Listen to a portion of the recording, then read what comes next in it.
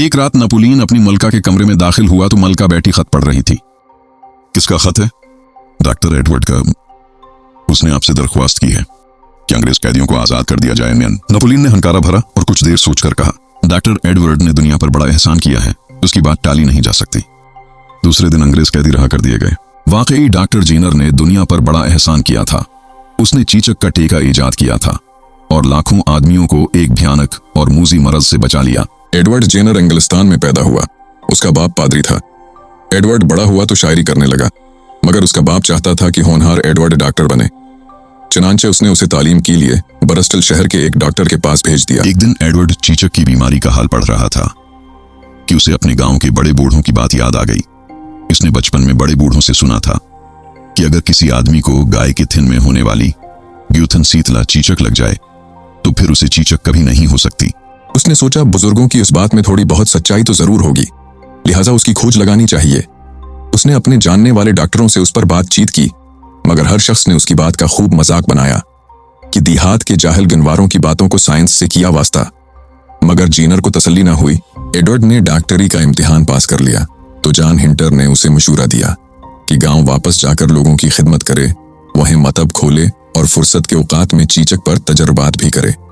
London में तो गाय देखने को भी न मिलेगी, फिर तुम उसके थिन पर शीतला के जो दाने निकल आते हैं उनकी जांच कैसे कर सकोगे?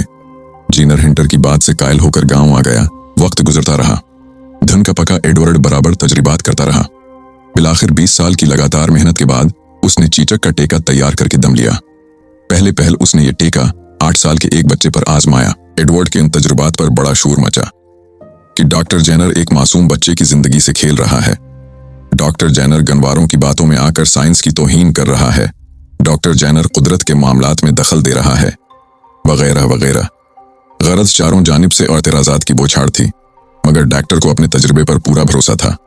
वो जानता था कि लड़के को चीचक हरगिज़ नहीं निकल सकती, और उसकी पेश गोई सच निकली। लड़के को चीचक नहीं निकली।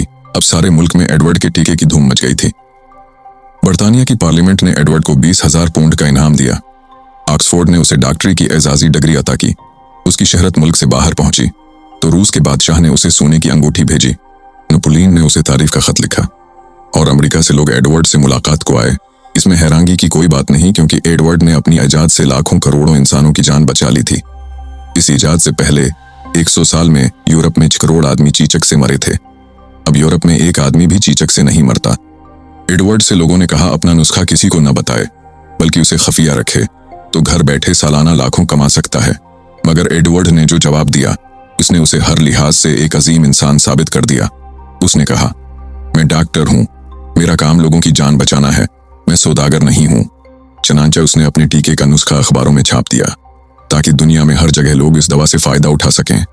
उसके पास दौलत भी थी और शहरत भी, मगर उसने अपना देहात में मतब नहीं छोड़ा। हर किसी ने कहा, लंदन चले जाएं, अब तो आप मशहूर हो गए हैं, वहां आपका मतब खूब चलेगा। मगर एडवर्ड उसके लिए भी न माना और कहा, मुझे जो कुछ मिला उसी देहाती जिंदगी की बदौलत मिला, फिर उसे क्यों छोड़ूं? यूं भी लंदन में सैकड़ों डॉक्टर मौजूद हैं, लेकिन मेरे कस्बे में तो कोई दूसरा डॉक्टर भी नहीं जो मेरे बाद गरीबों का इलाज कर सके। चीचक का टीका अब तो बहुत सस्ता हो गया है, आसानी से हर जगह मिल जाता है, मगर 150 साल पहले चीचक का टीका बहुत महंगा था। एडवर्ड ने रूपों पैसों का लालच किए बगैर गरीबों को मुफ्त टीके लगाए।